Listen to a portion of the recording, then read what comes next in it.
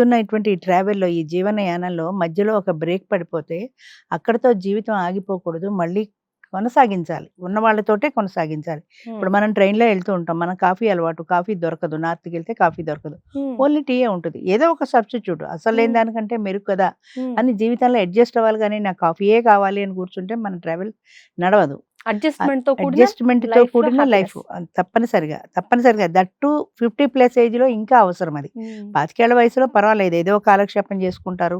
Friends ఉంటారు. మన books ఉంటాయి. లైబ్రరీ, సినిమాలు ఇలా టైమ్ పాస్ అయిపోతుంది. ఈ 50+, 60 ఇయర్స్ వచ్చిన తర్వాత వీళ్ళు సమాజం నుంచి కొంచెం దూరం అవుతారు. అంటే హ్మ్. వాళ్ళకి ఈ ముసలోళ్ళతో ఎవరు మాట్లాడతారనే ఒక చులకన భావం ఏర్పడుతుంది సొసైటీలో. అంచేత ఎవరు వాళ్ళని పట్టించుకోరు. బంధువుల్లో గాని, స్నేహితుల్లో గాని. కేవలం వాళ్ళ ఏజ్ గ్రూప్ ఉంటే మాత్రమే మాట్లాడతారు. మిగతా అవును. వాళ్ళెవరు పిల్లల్లాంటి వాళ్ళు ఈవెన్ సొంత పిల్లలు గూడా ఒక గంట మాట్లాడితే మాట్లాడడానికి టాపిక్ ఏం దొరకదు. ఇంకొకటేంటంటే వాళ్ళు లైఫ్‌లో సెటిల్ అయిపోయి పిల్లల కోసం డబ్బులు దాచి, ఆ డబ్బులు పిల్లలకిచ్చి పిల్లలు దూరం అవ్వడం కూడా మెయిన్ ఉంటుంది. పాయింట్. అది అది గూడా ఉంది. అది అది సో, చాలా ఉంది. ఈ అదే ఎక్కువ. ప్రస్తుత సమాజంలో అది చాలా ఉంది. ఈ అవసరం తీరిపోయిన తర్వాత ఇంక ఈ ముసలాయనతో నాకేంటి అన్న భావనలో ఉంటారు. వీళ్ళు గూడా డిపెండెంట్‌గా వాళ్ళ ఇంటికెళ్ళడానికి కొంతమంది ఇష్టపడరు. ఇళ్ళల్లోంచి పెద్దవాళ్ళు మాక్సిమం కదలరండి.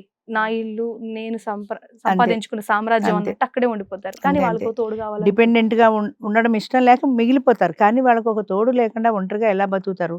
మా జనరేషన్‌లో ఏంటంటే మంచినీళ్ళు ముంచుకు తాగడం తెలీదు. భార్య తెచ్చి చేతికి అందిస్తే తప్ప. హ్మ్. వంటగదిలోకెళ్ళి మంచినీళ్ళు తీసుకు తాగడం తెలీదు.